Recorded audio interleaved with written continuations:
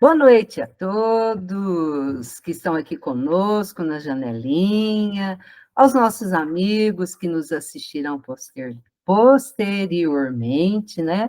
É com muita alegria que estamos iniciando o Evangelho online do Centro Espírita Esperança e Fé. Eu sou a Tânia, né, meus amigos? E nós estamos aqui, né, no dia 24, hoje, né, dia do João Batista, né?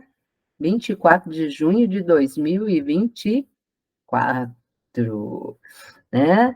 E com muita alegria estamos aqui, meus amigos, para estudarmos a doutrina espírita, os ensinamentos do nosso querido Mestre Jesus, né? E como é de costume, todas as segundas-feiras nós começamos a reunião com uma sensibilização, com uma leitura do livrinho Caminho, Verdade e Vida. E quem faz a leitura para nós é a Solange. Seja bem-vinda, Solange. Boa noite, muito obrigada. Boa noite, querida.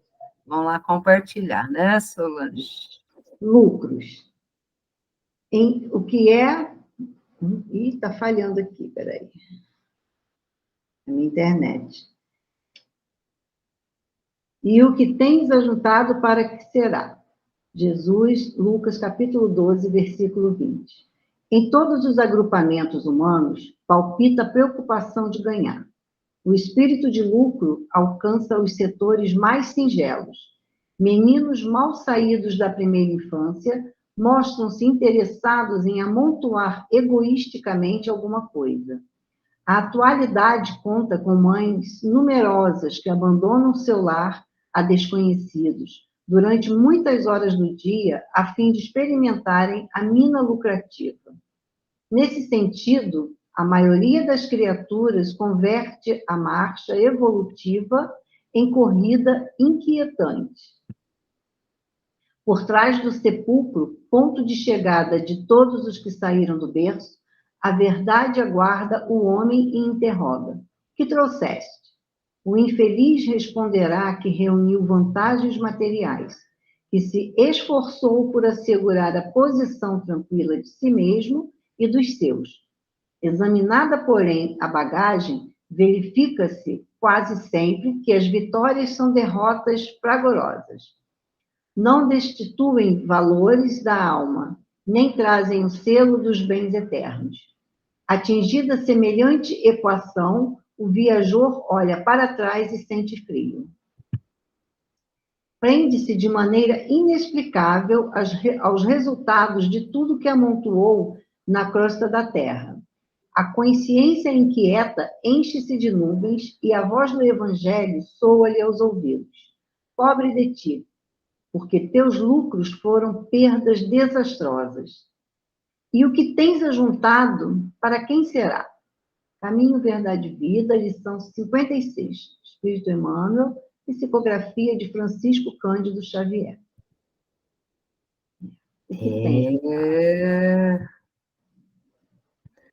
Uma lição e tanto para nós, né? Para que ficar juntando, né?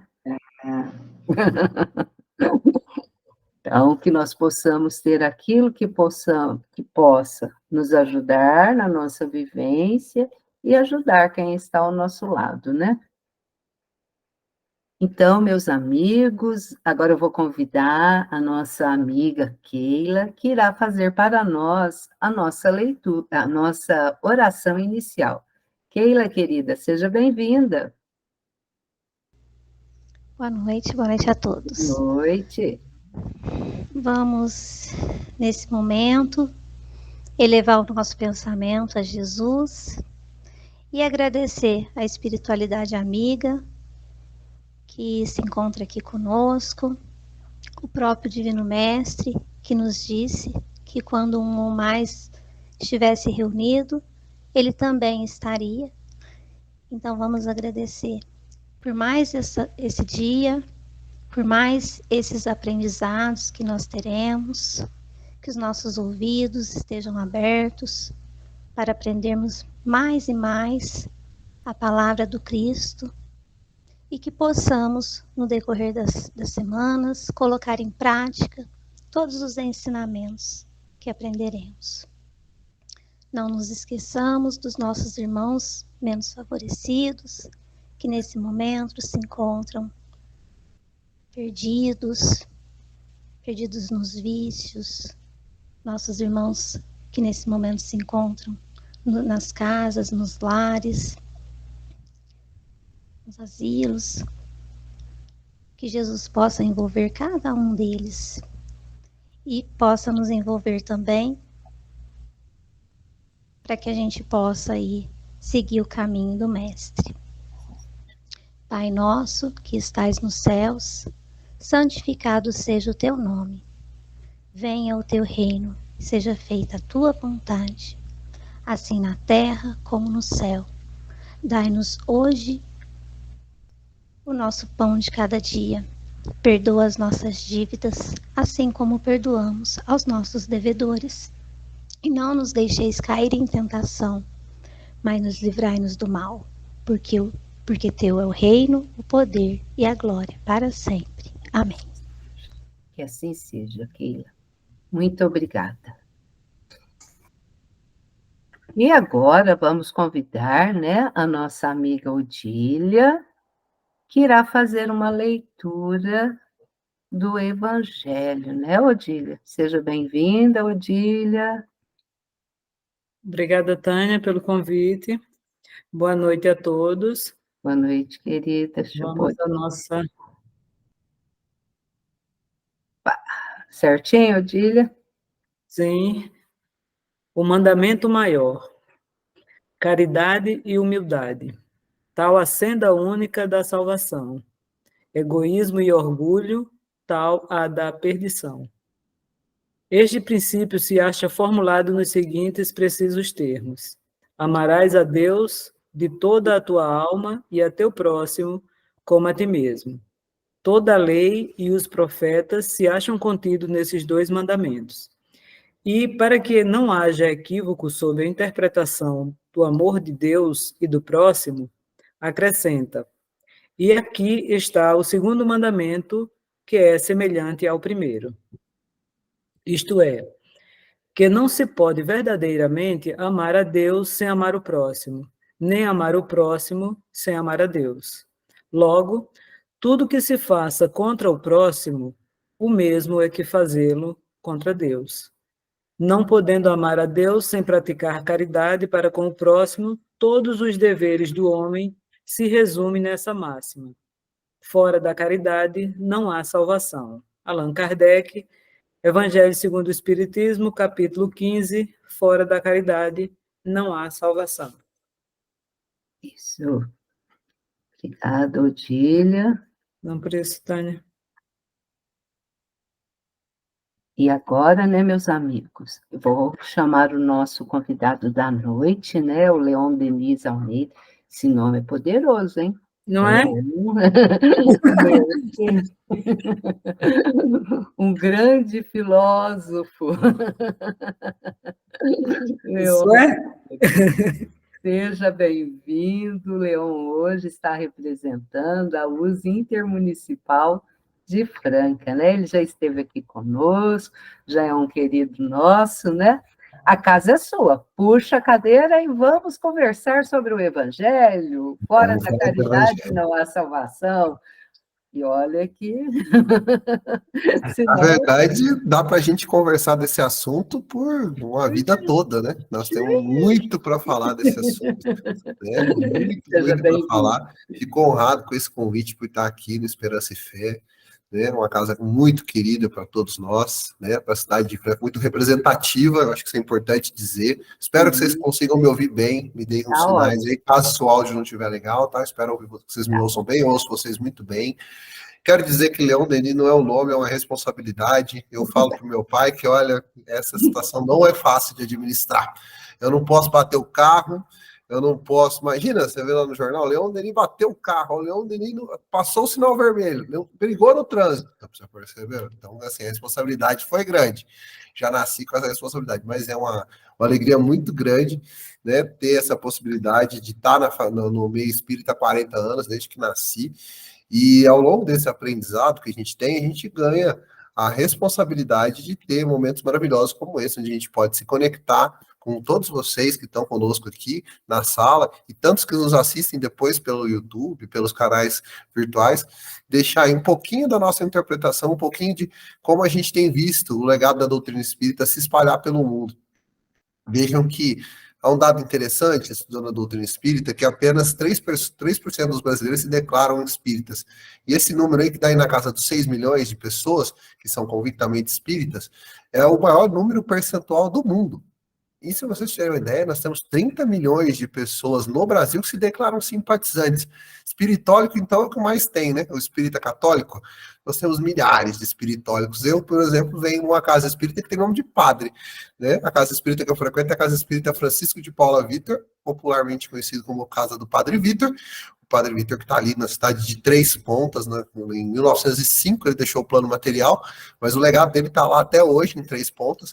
Algo muito semelhante que a gente vê Eurípides aqui, aquela devoção que nós, no interior de São Paulo, temos com Eurípides aqui, no interior de Minas, aqui em Sacramento. O Padre Vitor é ali na região de Três Pontas, em Minas. Há uma devoção muito grande, a Igreja Católica, inclusive, acabou de beatificá-lo. Com a beatificação, em pouco tempo, o Padre Vitor vai ser o primeiro padre nascido no Brasil a ser considerado um santo. Tem Frei Galvão, que já virou São Galvão, que não nasceu no Brasil, mas trabalhou aqui, foi considerado um padre brasileiro. Mas esse não, o Padre Vitor é nascido no Brasil, escravo, fez a sua jornada na Igreja Católica. Com 12 anos, a madrinha permitiu que ele saísse da senzala e fosse para o seminário. Depois do seminário, ele vai assumir um trabalho em Mariana e um trabalho em Três Pontas, tudo ali no sul, na região de Minas, que vai deixar um legado muito grande, fundamentado na caridade. Num período onde um padre negro já era algo muito assustador, já era muito revolucionário, ele foi cuidar das pessoas, não só da paróquia, mas todas as pessoas que eram vítimas daquele processo muito doloroso que foi a escravidão. Então, como eu disse para vocês, nós temos uma doutrina muito plural. O Padre Vitor tem os seus legados, os últimos 5 publicações dele de grande conhecimento foram pelas mãos de Raul Teixeira. Raul Teixeira publicou o último livro dele, Atalaia Cristã, com mensagens do Padre Vitor. Um dos fundadores da nossa casa foi o Allan Kardec de Moraes, e olha como é que é aquela casa, né? Para variar, o outro é o Allan Kardec de Moraes, Leon Denis de Almeida, tem mais um, né? Lá os novos já chamam a gente para responsabilidade do trabalho. Isso, o Alan também tem o Bússola da Esperança, que é um livrinho que tem muitas casas espíritas aqui de Franca, e já rodou alguns lugares. O Bússola da Esperança também, que é obras psicografadas do Padre Vitor. Vejam, por que estou falando de doutrina espírita, de espiritismo no Brasil, para poder falar de Fora da Caridade não há salvação? Porque o próprio Kardec, quando foi, ao longo desse capítulo, do capítulo 15, ao final do capítulo 15, ele vai lembrar isso para a gente, que o Espiritismo não traz essa grafia, ele não diz que fora do Espiritismo não há salvação. Ele não vende essa propaganda, né? E o Chico Xavier, inclusive, enalteceu muito isso, né? Agora, se falasse, eu também não compraria essa ideia. Vou compartilhar com vocês o meu vídeo, algumas telas que eu trouxe aqui sobre esse assunto. Fora da caridade não há salvação. Deixa eu ver se eu consigo colocar a janela bonitinha aqui para a gente poder acompanhar juntos. Aí, Tânia, você vai me dar um feedback se não ficar legal, tá? Eu vou tentar projetar. Vamos lá. Vou projetar aqui para vocês, compartilhando. Todos veem minha tela? Olha ali, vê se tem a tela aqui. Chegou? Beleza. Tá? Bom, qualquer coisa eu te falo. Qualquer coisa, por favor, me avise aí. Qualquer coisa eu volto com vocês aqui também, que provavelmente vou ficar com minha tela aqui. Fora da caridade na salvação, os itens que nós vamos tratar aqui na sequência, eu fiz uma leitura reversa, porque eu vou começar justamente pela salvação. A minha conversa com vocês, eu vou falar da salvação. Só para ter uma ideia como nós estamos em tela, vocês não me vêem mais, vocês estão vendo só a minha apresentação, certo? Beleza, me ouçam. Não, a gente vê sim. Me vê também? Vê. Então tá bom. Tá vendo? Mas tá todo mundo aí, menos mal. Tá todo mundo aí, então todo mundo salvo. Conceito interessante. Por que salvação, né? Salvação, o conceito de salvação, e esse não está no Evangelho segundo o Espiritismo, eu busquei esse conceito. No conceito amplo e cristão, a salvação é a mudança do estado de condenação em que um pecador se encontra por causa do seu pecado, para um estado de bem-aventurança, do qual ele é conduzido pela graça de Deus. Veja que a salvação, ela tem uma prerrogativa, é pela graça de Deus. Cadê o mérito? Eu tenho um pastor que eu adoro escutar, que é o pastor Cláudio Duarte. Ele tem lindas e lindas pregações. Fala de casamento, fala de família.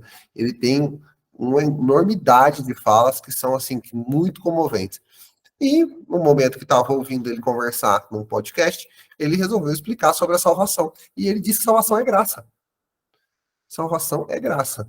Que você pode errar, mas em determinado momento, pela tua aceitação, você pode ganhar a salvação. E aí, naquele momento, não que eu vou brigar com o pastor, mas vejam, que modalidade de fé é diferente da nossa. Nós temos a convicção que a gente se salva, que a gente melhora, que a gente progride, evolui, quando a gente deixa de procurar a salvação como se fosse algo, como a felicidade, algo como se fosse fim, e quase tratar a salvação como um meio, porque a caridade dentro da doutrina é a salvação. Amar ao próximo é a salvação. Veja que quando a gente pensa na felicidade como um fim, a comparação com a felicidade é muito tranquila, porque a gente já deve ter ouvido falar sobre isso. Quando a gente pensa na felicidade como um fim, tudo que a gente faz é para que a gente busque a felicidade. Então a gente nunca está feliz, porque a gente está, quando eu tiver aquela conquista, quando eu conseguir aquilo será a felicidade. E a salvação é a mesma coisa. Não, quando tudo isso aqui passar, nossa, Deus vai me salvar. Depois desse casamento, depois desse trabalho, depois desse chefe, depois desse vizinho, eu serei salvo. Olha que conceito interessante que a doutrina espírita vem mostrar. Que não é depois, é durante. A salvação é um processo. A caridade é um processo que faz com que a gente se salve. Porque a gente vai, ao mesmo tempo, colhendo e semeando. É como se a gente carregasse duas mochilas, uma na frente, onde a gente colhe, e a de trás, que já está jogando as sementinhas para trás. Então, o processo da salvação não é uma graça. Deus não coloca o seu dedo e, de repente, fala assim, você pode. Até porque nosso Pai deixaria de ser bom e justo se assim o fizesse. Por quê? Vai salvar alguém que se redimiu. E vejam, que assunto delicado, já que eu falei das igrejas. A fé, ela foi amadurecendo ao longo do tempo. Por muito tempo se comprou a salvação. Errou por muito tempo, foi um péssimo senhor de escravos, foi um senhor feudal que abusava das outras pessoas. E, de repente, ao momento da morte, ele poderia comprar sua salvação. Veja que nós tivemos a primeira leitura do dia de hoje falando de lucros, né? Quais são os lucros que a vida te proporciona? A doutrina espírita ressignifica até o termo do lucro. Se o lucro, como na mensagem do Chico Xavier nos trouxe, ele vai nos dar condições materiais e zerar as condições morais, qual o lucro? Qual é o verdadeiro lucro? Pense em todo e qualquer trabalho na vida material. Se a gente exerce aquele trabalho, e esse trabalho só nos alimenta na materialidade e não nos faz evoluir espiritualmente, qual o lucro, qual o ganho que isso existe? São vários ressignificados que essa leitura lindíssima que a gente tem, Fora da Caridade é uma Salvação, que ela nos traz, várias provocações que elas nos trazem, tanto que vocês vão ver que a próxima, nós estamos lendo, nós tivemos a leitura, o carinho da leitura do item 5, o item 6, né, eu vou nem dar um spoiler, porque está no final da minha fala aqui, mas o item 6 é o que a gente mais ouve nos casamentos, Fora da Caridade, a necessidade da caridade, segundo São Paulo. Toda e qualquer igreja que você vai assistir, você vai ouvir, né? Ainda que eu falasse a língua dos homens e dos anjos, sem caridade eu nada seria, sem amor eu nada seria, virou música, tudo isso. Mas por quê? Porque é um momento de ressignificar. Por que está nos casamentos? Porque normalmente a gente associa casamento à vida nova, a um recomeço, a uma nova etapa. Quando a gente entender caridade, a salvação, como um novo começo das nossas vidas, a gente pode estar entendendo o que efetivamente é a caridade. Que, como eu disse, o cristianismo há muito tempo trouxe como um objetivo. E a doutrina espírita mostra que, na verdade, é um processo. Nós estamos caminhando pela caridade, auxiliando. Quando a gente consegue a nossa evolução, a gente vai trazendo mais gente para a senda da evolução, para a senda do trabalho, que também foi outra pauta que a gente conversava aqui, esse nos bastidores. Né? A gente está junto para a caridade, junto para o trabalho. E aí a gente vê que a gente se salva quando a gente agrega as pessoas no trabalho do bem. Né? Vamos seguir? Quero contar para vocês um pouquinho, e como eu disse, eu fiz uma leitura reversa aqui. Eu comecei com o item 10, lá no finalzinho do capítulo, porque Kardec vai trazer alguns recados importantes, e eu vou trazer alguns personagens dentro e fora da doutrina para a gente falar sobre esse assunto. Kardec diz lá no finalzinho do texto desse capítulo: meus amigos, agradecer a Deus por ter permitido gozar a luz do Espiritismo. não é somente os que possuem que serão salvos, olha que importante, ele mesmo diz isso, é que ajudando a compreender os ensinos do Cristo, ela vos fará melhores cristãos. Esforçai-vos, pois, para que vossos irmãos, observando, sejam induzidos a reconhecer o verdadeiro espírito e verdadeiro cristão. São uma só e a mesma coisa, dado que todos quanto praticam caridade são discípulos de Jesus, sem embargo da seita que pertencem. Sem o embargo da seita que o pertencem. Kardec traz na última leitura, na instrução dos espíritos, quando vai falar de caridade, a lembrar a gente, né, que não é somente os espíritas que serão salvos. Né? Agradece por conhecer o espiritismo, mas assuma a responsabilidade de conduzir as pessoas para o caminho que ele oferece. É um caminho do amor, da caridade, caminho da reforma, da melhoria, né? Como está atribuída a São Francisco, uma frase muito a São Francisco de Assis, se eu não conseguir achar comprovação histórica disso, né? Eu sou historiador, então de vez em quando, para fazer uma citação, eu fico me coçando para ver se eu achei a origem histórica. Mas, como eu não tenho a citação histórica, eu vou atribuir a São Francisco como se assim fosse. Diziam que São Francisco pedia às pessoas para pregar o evangelho, se necessário, usassem as palavras. Atribuída a ele ou não, é o que o Kardec está dizendo aqui. Agradecemos pelo espiritismo, mas que a gente possa agradecer pela possibilidade de induzir as pessoas ao trabalho do bem, induzir o reconhecimento de trabalhos verdadeiramente cristãos. Olha que mensagem importante. Induzir aos trabalhos verdadeiramente cristãos. Então, o que o espírita faz é cristianismo? Ele responde como cristão? Sim. Ele dá o exemplo, ele segue o exemplo do Cristo e do amor ao próximo? Evidentemente que sim. Então, nós não podemos, de forma nenhuma, né, omitir esse chamamento do que o codificador nos trouxe aqui. Nós temos uma oportunidade de conhecer a caridade, a salvação pelo caminho do Espiritismo, pelo assento do Espiritismo, pela luz do Espiritismo. Mas é o único caminho? Efetivamente não. Porque ele diz que não é somente porque é espírita que vai ser salvo. Porque, imagina, aí eu volto para a estatística que eu trouxe no começo, só os 6 milhões de brasileiros convictos seriam salvos, porque são espíritas, se declaram espíritas. Nem aqueles que são simpatizantes não podem, porque não são salvos, não são espíritas, a gente sabe que não é dessa forma. A doutrina espírita nunca cravou essa informação. E, infelizmente, muitas doutrinas cravam a informação. Só há salvação dentro daquela fé, daquele minúsculo pedaço da religiosidade cristã. E às vezes, pessoal, quando a gente está falando isso, as pessoas limitam muito, muito, muito o círculo. Limitam não só uma doutrina protestante, a uma vertente pequenininha, uma seita, como ele usou aqui. Mas vamos seguir. Vou trazer para vocês mais um exemplo aqui. Um respiro com vocês aqui. Só um minutinho. Vamos lá. Olha essa doutrina que linda, que é a doutrina de Mahatma Gandhi, o hinduísmo, que tem bilhões de seguidores, vai ser em breve o país mais populoso do planeta, e traz para a gente uma série de lições de amor. A não violência de Mahatma Gandhi é uma doutrina lindíssima. Mahatma Gandhi é advogado nacionalista, anticolonialista, né, especialista em ética e política indiana. Imagina ética e política para um país de bilhões de pessoas, certo? Que empregou a resistência não violenta para liderar a campanha bem-sucedida de independência da Índia do Reino Unido. E, por sua vez, inspirou movimentos por lutas de direitos civis e liberdade em todo o mundo. Veja que a palavra inspiração surge de novo. Caridade é inspiração. A caridade é inspiradora. A atuação no amor ao próximo, o cuidado ao próximo é inspirador. Isso é salvar. Esse é o processo de salvação, porque eu faço, imobilizo, trago e conduzo. Assim como a minha colega que vai comigo na reunião do crochê, a gente estava falando no off, eu acho muito linda essa história, quando as pessoas se reúnem para fazer um trabalho que poderia estar fazendo em casa, mas se reúnem para fazer junto, porque isso tem um preenchimento muito grande. Isso preenche o coração. O trabalho manual preenche a mão e o cérebro, mas o que preenche o coração é o contato, é a conexão das pessoas.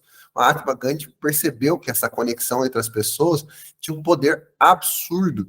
O poder foi tão grande que nem o poder das armas foi suficiente para fazer com que a Índia, naquela época, sob a dominação de um país do Reino Unido, perdesse seu processo, perdesse a sua independência. Ela se conquistou por essa conexão.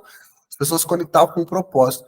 Nossa, gente, o propósito do fazer o crochê junto, de cozinhar uma sopa junto, é o mesmo propósito que salvar uma nação que está em conflito para conseguir a sua independência. A convicção dos propósitos, a união dos propósitos, essa daí é uma união que é espiritual, ela transcende a condição material. Ela ajuda, com certeza, as condições materiais. Quando a gente trabalha junto, a força de todos juntos é muito maior do que a força de todos nós. Isso é uma questão física que uma colega professora me trouxe e eu acho lindo. Quando ela fala que se eu somar os 10 de força de cada uma das 10 pessoas aqui, não dá 100. 10 pessoas com 10 quilos força, não vai dar 100 de força, vai dar muito mais. Porque todos nós juntos somos mais fortes do que a soma da força da gente. E assim, Mahatma Gandhi acreditou fielmente nisso, e nos anos 40 trouxe para a Índia uma realidade inimaginável, sem violência. Foi tão forte que aquela convicção de propósitos se uniu e conseguiu inspirar muitas pessoas. E aí eu trouxe um episódio muito marcante, que está citado aqui no finalzinho do meu PowerPoint, está dizendo assim, um episódio marcante foi quando o repórter cristão perguntou para ele, senhor Mahatma Gandhi, está crescendo, a sua doutrina cresceu para todos os lados, agora conseguimos um reino independente, mas o senhor sabe que quanto mais crescer, o cristianismo também vem, vai chegar até a Índia. O hinduísmo é uma religião politeísta, a religião que Mahatma Gandhi seguia. Acredita em vários deuses, tem várias crenças que são de uma crença em Deus, num Deus muito primitivo. Mas há uma crença em Deus.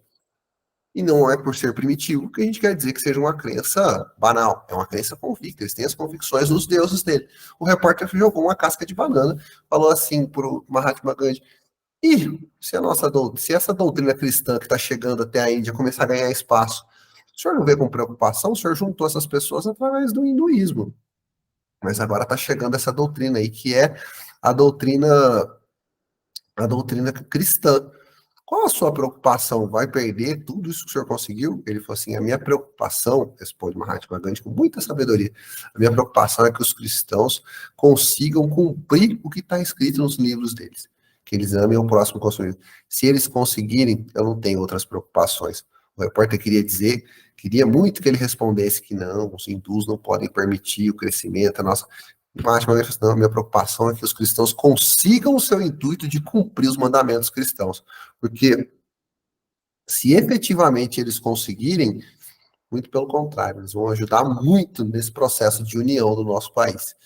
Isso nos anos 40, isso no momento de pressão popular, e ele dizendo que não tinha nenhum problema. E aí ele vai, nesse momento, Mahatma Gandhi ele vai pensar algo muito semelhante com o que a gente viu, deu um spoiler aqui, com o que a gente viu que Kardec falou anteriormente. Kardec comentou, não é uma religião que vai salvar o mundo, é a união dessas pessoas, a união desses propósitos. Falando em união, um especialista no assunto é esse, Nelson Mandela, um líder sul-africano que lutou contra o regime racista e segregacionista do apartheid. Por que eu quis trazer Nelson Mandela também, avançando um pouquinho no século XX, um exemplo de caridade, para falar de caridade? Bom, ele teve uma luta contra esse regime na África do Sul, que começou em 48, durou até os anos 90 e manteve ele preso por 27 anos. Mandela se tornou uma referência mundial porque ele buscou a democratização, um processo de trazer a sociedade a uma forma igualitária de direitos na África do Sul, mesmo ficando preso por 27 anos. E depois que esse regime do apartheid de segregação caiu, Mandela foi eleito presidente. Qual a minha comparação quando eu falo no Fora da Caridade na Salvação entre Mahatma Gandhi e Nelson Mandela? Mandela era um líder que entendeu aquilo que eu falei para vocês, que a caridade, o amor ao próximo não deveria ser um objetivo, deveria ser um caminho. Amar uns os outros, cuidar uns dos outros, deveria ser um caminho. O Mandela ficou preso por 27 anos numa ilha lindíssima chamada Robben Island. Quando eu falo linda, porque ao invés de construir ali um acervo, uma preocupação ambiental muito grande, porque aquela região na África do Sul é um ponto geográfico muito interessante, com várias informações, várias curiosidades geograficamente falando, tem ali o Triângulo das Bermudas, tem uma série de coisas naquela região ali da África que chamam muita atenção. A África construiu uma prisão. Por quê? Porque era uma fortaleza e construiu lá Robben Island, onde para chegar precisavam levar os presos de helicóptero, de avião, e ali os presos ficavam de uma forma absolutamente isoladas. Os trabalhadores iam de navio para trabalhar, passavam semanas trabalhando, os carcereiros ficavam lá por todo esse tempo, E o Mandela passou por lá 27 anos preso, trocando cartas com a família, trocando cartas com os correligionários, com as pessoas que tinham o mesmo propósito que ele, que eram de evitar que o país continuasse segregando, separando as pessoas. São inúmeros os filmes, os documentários. O Mandela vai ganhar um Nobel em 93 da Paz. Tem muito para a gente ouvir falar sobre o Mandela. Eu teria vários exemplos. Mas qual é o exemplo que mais me comove quando eu pensei no Fora da Caridade Nossa Salvação? Mandela tem um ato de caridade, quando ele vai tomar posse como presidente, e talvez os cristãos não teriam esse ato de caridade. Nós cristãos não teríamos esse ato de caridade. Ele ficou 27 anos preso, e na prisão, por muitas vezes, o país estava insurgindo. Então, às vezes, acontecia uma guerra, um conflito, e as pessoas atribuem isso ao Mandela, independente dele estar ou não envolvido. Então, ele ia para a solitária, então ele ficava dias sem comer, então ele não tinha acesso à roupa, não tinha acesso a banho de sol, e quem fazia isso eram funcionários do governo que eram responsáveis para fazer isso, carcereiros, pessoas que trabalhavam na prisão. Mandela cumpriu todos os pedidos, todas as ordens dentro da prisão, nunca foi responsável por uma rebelião, ele sempre cumpriu, obedeceu o que foi pedido. Quando ele sai da prisão, quando ele vai pegar o avião e vai voltar para ele, todos os carcereiros estão assistindo ele sair, estão de pé e vendo ele sair, ele se despede de todos e ele cumprimenta a todos. E ele fala, naquele momento, eu estava pedindo perdão para eles, se eu fiz alguma coisa por eles. Mas eu queria que realmente eles me perdoassem. Não queria ter passado 27 anos dando trabalho para eles. E aquele gesto não foi suficiente para o Mandela. Quando o Mandela está preparando a posse dele, porque ele sai, lança sua candidatura à presidência e vai ser eleito presidente da África do Sul, ele fala assim, aquelas pessoas, pode ser que elas tenham me perdoado, tenham me pedido perdão, mas eu quero mais. Eu quero muito além do perdão. Eu quero um verdadeiro sentimento de irmandade com eles. E aí o Mandela chama para cortejar na posse dele, as pessoas que estavam na prisão, lá em Robben Island. Ele trouxe os carcereiros para fazer a fila para ele subir até a posse na África do Sul. Algo como o que acontece aqui no Brasil, quando tem a rampa para subir, ele chamou como convidados especiais as pessoas que estavam lá na prisão com ele por 20 e tantos anos. As pessoas enlouqueceram, falaram, mas o senhor tá achando que eles vão encarar isso como fazer isso? Eu estou oferecendo a minha paz para eles, eu estou oferecendo reconciliação, eu estou dizendo que eu perdoo o que eles fizeram comigo, eu estou dizendo que eu não tenho mágoa nenhuma, eu só estou dizendo que se eles quiserem participar, e eu quero que eles participem, se eu quero reconstruir um país, eu tenho que mostrar para o meu povo que eu não tenho mágoa e nem rancor de ninguém, porque com mágoa e rancor, com sentimentos pesados como esse, não se faz caridade. Não se perdoa, não se sublima o sentimento, não se atinge um outro nível de sentimento.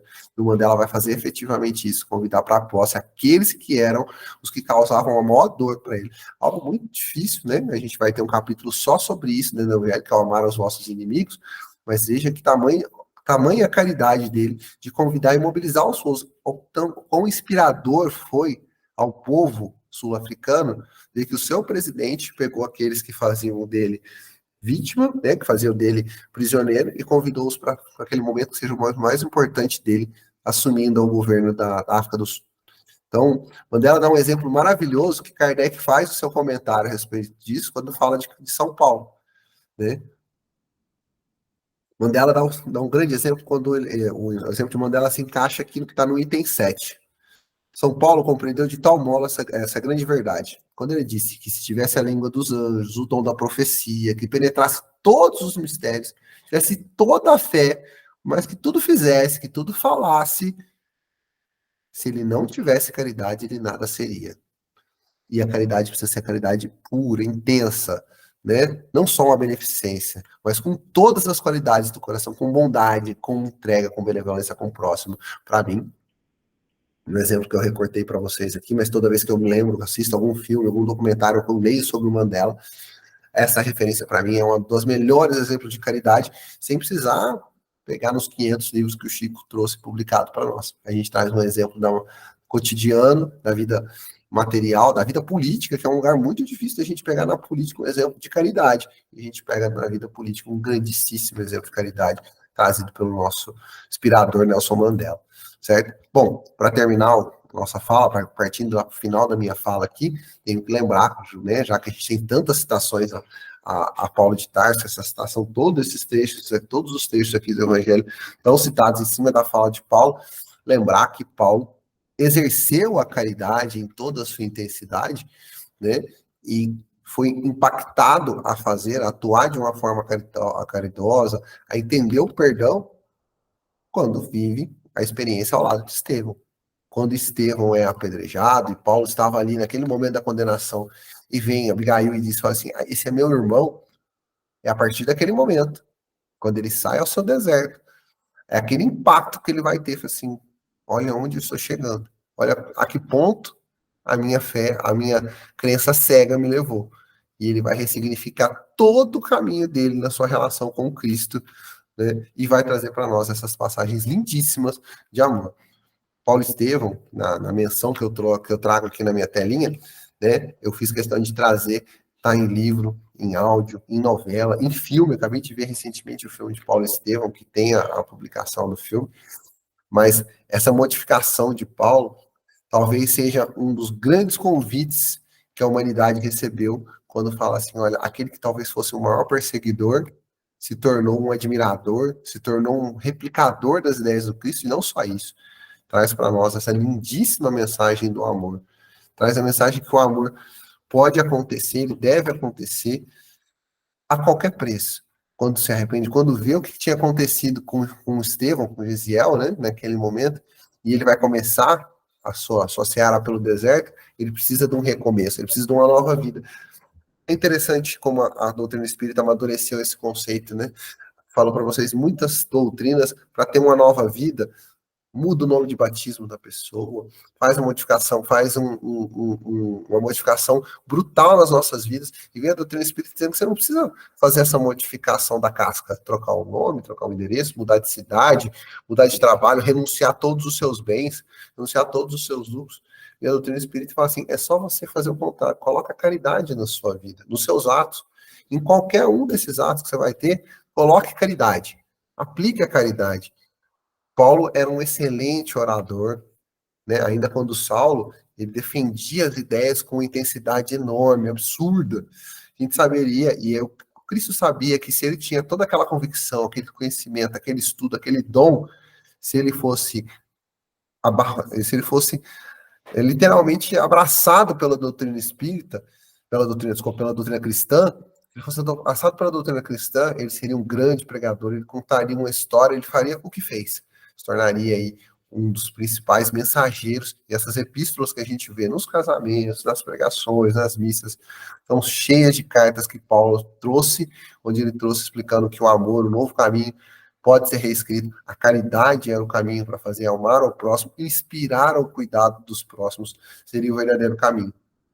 Vejam, a gente traz Paulo, depois que a gente, né, um dos cristãos com a sua grande modificação, eu trouxe um hindu, eu trouxe um político para falar de caridade, de todos esses itens que a gente falou de caridade. E vejam, por mais que a gente imagine que a caridade é algo utópico, distante, longe da gente fazer, aqueles que praticam a caridade nos momentos mais difíceis, nos momentos mais ousados, mais complicados, esses dão grandes exemplos e grandes inspirações. Eu talvez, não sei se eu consigo reproduzir para vocês aqui na íntegra, mas eu tenho aqui um texto, deixa eu ver se ele está no vídeo, eu acho que ele não vai aparecer aqui para a gente em vídeo, vamos ver. Agora, deixa eu voltar para o Meet e eu vou ver com vocês. Tânia, eu tenho ele em vídeo, tem áudio e vídeo. Eu vou soltar um pedacinho. Vamos ver se vocês conseguem acompanhar esse vídeo. E aí, se não der certo, eu vou soltar um pouquinho e você me avisa. Olha, eu não soltou o áudio. Aí eu narro para vocês o que aconteceu em vez de soltar o vídeo. Se ele funcionar, eu deixo até o final, tá bom? Vamos lá.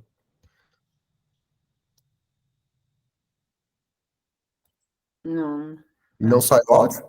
Não né? saiu o áudio. Não, eu volto ele aqui, tá? Ó, esse caso aqui, que eu trago para vocês no finalzinho, normalmente com compartilhamento com áudio, ele tem um processo diferente, sim, mas ele tá no YouTube, como a gente tá, como nós estamos, tá? Ele tá no YouTube lá, um trechinho, que o pastor Rodrigo Silva, outro colega pastor, trouxe aí o assassino de Green River. Qual que é o grande chamariz desse vídeo?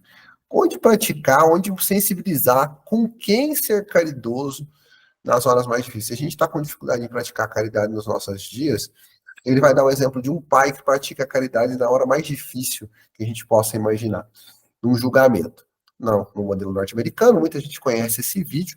No modelo norte-americano, alguns júris permitem que pessoas tenham testemunho, depoimento de quanto o crime que foi cometido impactou a vida dessas pessoas. O assassino de Green River, ele recebe, naquele momento, nos júris, várias famílias, né, justamente narrando os episódios tristes que ele falou: olha, você me deixou longe da minha filha, da minha esposa, do meu irmão, você tirou da minha vida uma parte importante. E ele, o assassino, recebe no videozinho lá várias ofensas, porque eles diziam: você acabou com a minha vida, você merece apodrecer na prisão, eu queria que você morresse, eu queria que você sentisse um pouco dessa dor. O pastor Rodrigo até faz ele narra e traz no vídeo, a gente pode ver, a expressão das pessoas é totalmente de desejo de vingança, de ódio, transmitindo ao assassino, talvez, naquele momento daquele júri, todo o sentimento, e ele impassível, sem nenhuma reação. Nenhuma reação. O grande personagem não é ele do vídeo, o grande personagem da história é um pai que entra para dar depoimento. Ele, um senhor já mais velho, de cabelo e barba branca, entra e fala: eu queria dizer que o senhor me ensinou muito. Quando ele começa essa fala, assim, o senhor me ensinou muito. O senhor me ensinou a colocar em prática aquilo que eu aprendi com os evangelhos, que é amar os meus inimigos, é não te odiar. E aí ele começa a fragilizar o senho e de repente ele fala assim: eu perdoo o senhor. Eu não desejo o senhor, mesmo o senhor tendo tirado a maior alegria, que era minha filha, eu perdoo o senhor. O senhor me ensinou a fazer, a lidar com essa sensação, com essa emoção, e eu, quando preciso falar com as pessoas, eu preciso falar de perdão, e o senhor eu perdoo. Ao senhor eu perdoo por tudo que fez com a minha filha. Eu desejo que o senhor se sinta, receba o meu perdão verdadeiramente. Quando esse senhor de barba branca, cabelo branco, diz a um assassino, confesso, de várias mulheres que o perdoava, esse assassino que estava impassível começa a chorar. Procurem depois, né, o crime de Green River, né, o assassino de Green River. Esse assassino começa a chorar copiosamente. Ele chora copiosamente. E o senhor encerra a sua fala, o vídeo encerra com ele debulhando em lágrimas, e o senhor sai com a expressão tranquila, com a missão de transmitir. Ele transmitiu, ele inspirou para ele toda aquela dificuldade, todo aquele processo difícil que seria recomeçar a vida sem a filha que tinha perdido por conta do ato impensado daquele homem. Veja, tem gente nesse plano material que consegue exercer a caridade num momento terrível como esse, que era o julgamento do assassinato, do crime de assassinato da filha. Esse assassino, esse caso que acontece nos Estados Unidos, provocou a discussão de muitas pessoas, falar assim: mas o que será o que levou esse homem? É interesse? É um interesse midiático? Ele queria dar um exemplo, ele postou uma imagem, ele quer mostrar uma imagem. Quando depois procurado, e aí já não tem mais no vídeo, quando depois procurado, esse senhor fala assim: não, eu só precisava professar a minha fé. Eu só precisava dizer o que realmente acredito, porque eu estudei sobre isso, amar o próximo, amar aqueles que nos fizeram mal, mas eu não imaginava que precisava pôr na prática. E efetivamente, eu consegui, né? Eu precisei naquele momento colocar em prática, então eu perdoei. Me vem à memória aqui um episódio narrado pelos evangelhos, pelos contatos históricos, de Jora de Cusa, que era mulher de um daqueles que trabalhavam Cusa, trabalhava para o Império de Herodes, alguém muito belicoso, e ela, acreditando na fé cristã durante toda a sua vida, foi tomada pelo cristianismo com o passar dos tempos, renunciou às convicções daquele período para acreditar no Cristo, para acreditar na doutrina cristã. Até o momento de sua morte. No momento de sua morte, Jora de Cusa foi inquirida pelos filhos. Mãe, renuncia ao cristianismo, nós precisamos de você aqui. Aí ela falou assim: eu não renuncio, porque essa verdade me preenche, essa verdade me conduz para o bem. E assim ela vai. Ela não renunciou à doutrina do Cristo. Ela fez a caridade, seja quem for. Ela acreditou, ela tinha aquela convicção plena no seu coração. E ela não renunciou. Por que algumas pessoas conseguem isso? E aí eu trago a última frase para mim, que é a frase de Meimei, e que tem um significado muito grande, né, nas nossas vidas. Deus tem estrada onde o mundo não tem caminhos. A fé em Deus é a gente imaginar que a gente coloca o pé e Deus põe o chão. Essa é a verdadeira fé, essa é a verdadeira caridade, porque eu acredito que se eu fiz o bem, se eu joguei o bem, eu posso pôr o pé, Deus vai pôr o chão. Deus vai pôr um caminho onde o mundo nenhum está vendo a oportunidade. Como é que eu faço caridade? Como é que eu aplico caridade no meu dia a dia, com tanto trabalho, com tanto problema pessoal, com tanta dificuldade? E aí vem meio lembrar a gente que Deus vê a estrada onde o mundo não está vendo o caminho.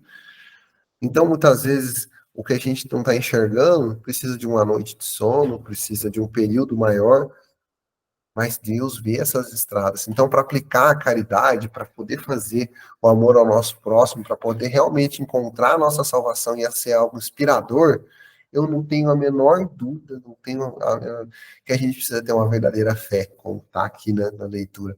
A fé é fundamental, a crença que realmente eu acredito em Deus, eu pratico a caridade, eu não julgo, não basta ser bonzinho, não basta ser, a gente é justo, convicto, que a gente praticando esse amor verdadeiro, caridoso, intenso, as estradas se abrem. Ah, mas não está acontecendo nesse momento, não estou vendo, não está abrindo nenhuma. Por que que a vida tem feito isso comigo? E aí, uma outra frase que ao longo desse estudo, ela me veio aqui, ela só não está grafada, mas quando você não está enxergando o caminho, quando você está se sentindo injustiçado, quando você está a fé raciocinada, né, a fé da doutrina, como disse Kardec no último item, né, a fé dos espíritas, que é toda lógica, que tem toda uma, ela vai te confortar, ela vai te encaminhar. Porque nesse planeta Terra, nós temos muitas injustiças. Nós somos um mundo de expiação e prova, mas não temos injustiçados. Nós temos injustiças, mas não temos injustiçados. Quem conhece a doutrina espírita entende o fundamento disso. Absorve essa informação e continua trabalhando para se inspirar, continua na caridade, porque a caridade inspira, fortalece e nos preenche na fé. Amigos, faz tempo que eu não falo aqui, né? Eu falei há 6 meses atrás e eu vou me entusiasmando, eu nem vejo a hora passar. Eu acabei de ver que nós estamos com alguns minutinhos. Acho que eu parei meu compartilhamento aqui. São 10 para as 9.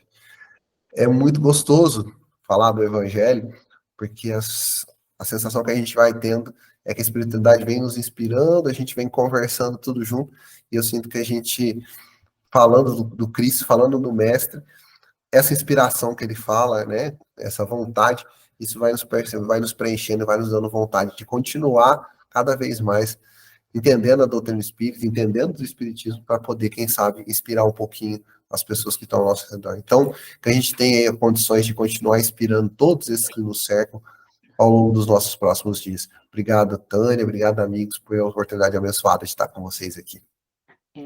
Foi excelente, viu, senhor Leão? E eu estava aqui refletindo. Enquanto para Chico era disciplina, disciplina e disciplina, para nós aqui, trabalho, trabalho, trabalho. Trabalho, exatamente. Então, não tem outro caminho. Através do trabalho no bem é que nós vamos curar as nossas dores morais, né? Que vamos ter força na caminhada. Mas foi excelente. Muito bom, o Leon. E que você conseguiu resumir tudo, né, naquela parte em que Kardec fala, né, que você até comentou. Que o Espiritismo, de acordo com o Evangelho, admitindo que a salvação independe da forma da crença. Então, a gente precisa parar de bobeira, né, de ficar aí, não, a fulana é isso, ciclano é aquilo. Vamos unir forças e trabalhar, né? É o importante, que a gente possa, né, aprender com os nossos irmãos a importância do trabalho. Gratidão, meu amigo. Esperamos aqui, hein? Esse ano ainda esperamos você, hein? Ainda estamos no início. Não, ainda não terminamos o primeiro semestre. Esperamos contar com você mais vezes aqui conosco, viu? É sempre uma alegria estar com vocês aqui. Eu sou, assim, muito entusiasmado, né, para contar a história. Como eu contei no meio da minha fala, eu sou professor de história, então é uma história, vem conecta com a outra, e fala de história, fala de política, fala de religião, e a gente se entusiasma, eu falo, gente, se esse pessoal não estiver me entendendo, me para, porque se deixar, a gente fala por 3 horas seguidas. É o mal do professor, né, Beto? É mal do professor. Ele entusiasma e vai embora. É isso mesmo. Mas foi excelente. Muito obrigada. que a Obrigado, Tânia. espiritualidade amiga, Euripides Barçanufo, né, nosso coordenador pedagógico, possa te amparar cada vez mais, meu amigo, para que você possa estar sempre difundindo a doutrina do nosso querido mestre Jesus e do nosso querido mestre Allan Kardec, né? Que é esse um grande pedagogo também, né? Tá aí os pedagogos, né? Todos em volta. Gratidão. Fica Obrigado. conosco para a nossa sensibilização final, viu, Leão? Meus amigos, nós estamos aqui, né? E o que o Leão falou é verdade. A gente começa a falar de doutrina espírita, se a gente pensar bem, olha que fica horas e horas, a gente pega um tema aqui, ó, e dentro do espiritismo a gente encontra assunto, qualquer assunto que a gente começar dentro da doutrina espírita, a gente tem ali Kardec ou nas obras subsidiárias, né? A gente vai encontrar alguma referência para que a gente possa embasar o nossa conversa dentro da doutrina espírita, né? Então, estudemos Kardec, né? Kardec, para nós que estamos no maternal ainda, né? Mas gratidão, Leão. Meus amigos, a semana que vem nós teríamos aqui a nossa amiga Valdete, né? Ela ia continuar o estudo sobre a Bíblia. Mas, por problemas particulares, ela não poderá estar conosco. Ela vai estar nesse mês de julho, outra segunda-feira, mas não nessa primeira. Então, a semana que vem, nós vamos ter aqui conosco o Eduardo Rosa, né? O presidente do Centro Espírita Esperança e Fé. O Eduardo vai estar aqui comentando o Evangelho conosco, tá bom? E na segunda semana, nós teremos também a nossa amiga, professora também, viu, Leon? A nossa amiga Analice, que irá expor o Evangelho. Na terceira semana teremos a parábola, né? Que toda terceira semana é uma parábola, só que esse mês é com a nossa amiga Doroti. Na quarta semana será a programação da USE, né? Que é. Esqueci o tema, o Leon. Família. Semana aí da família. Então, nós temos aí a USE com o trabalho na quarta semana. E na última, a Valdete retoma, tá bom, meus amigos? Então, aí está a nossa pauta do mês já de julho. Graças a Deus estamos aí. Então, vamos agora, né? Enquanto o Adalto está ali organizando, vamos acalmando as nossas mentes, o nosso coração. Vamos entrando em sintonia com essa espiritualidade amiga que está em nosso lar, adentrando o nosso lar, comandados por Jesus, por Maria Santíssima, pela equipe do senhor José Marques Garcia, esse trabalhador anônimo, vamos dizer assim, perante os que a gente conhece, ele foi um trabalhador anônimo aí que nos ensinou também a prática da caridade. Então, pedimos um amparo, a proteção para o nosso lar, para os nossos entes queridos que estão conosco, que todos neste momento possa receber o passe que esses amigos estão nos transmitindo, ajudando nas nossas enfermidades espirituais, ajudando também no nosso corpo material, que possamos ter a fé, a confiança que eles estão conosco. Pedimos também a fluidificação das nossas águas, que cada aguinha, cada copinho, cada garrafinha que estiver nesse momento à disposição, que possam ser fluidificadas com o medicamento, com os fluidos universais, né? Que vem trazer este tratamento para quem desta água beber. E assim, Senhor, só temos que agradecer. abençoe a todos os nossos irmãos de caminhada, que eles também possam receber essa energia, essa paz, esse amor que cada um de nós estamos sentindo. Seu Adalto? Sim. Nosso Pai, que estais em toda parte, santificado seja teu nome, no louvor de todas as criaturas. Venha a nós o teu reino de amor e sabedoria. Seja feita a tua vontade acima dos nossos desejos, tanto na terra quanto nos círculos espirituais. O pão nosso do corpo e da mente, dai-nos hoje. Perdoa nossas dívidas, ensinando-nos a perdoar os nossos devedores, com esquecimento de todo o mal. Não permitas que venhamos a cair sob os golpes da tentação de nossa própria inferioridade. Livrai-nos do mal que ainda reside em nós mesmos, porque só em ti brilha a luz eterna do reino e do poder, da glória e da paz, da justiça e do amor, para sempre. Assim seja.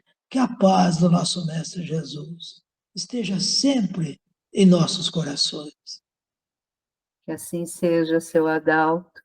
Meus amigos, o Leão trouxe aí o convite para nós, né?